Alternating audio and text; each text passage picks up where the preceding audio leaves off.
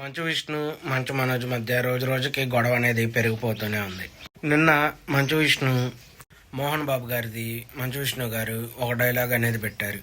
సింహం అవ్వాలని ప్రతి కుక్కకి ఉంటుంది, కానీ వీధిలో మొరగడానికి అడవిలో గర్జించడానికి తేడా ఉంటుంది, తెలుసుకోవాలి అది అని చెప్పి పెట్టారు.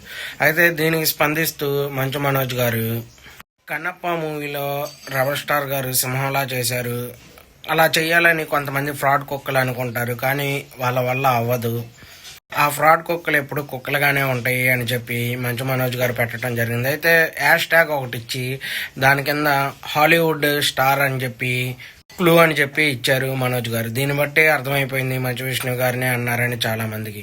అయితే వీళ్ళిద్దరి మధ్య వాగ్వాదం మరి తారస్థాయికి చేరుకునేటట్టుంది.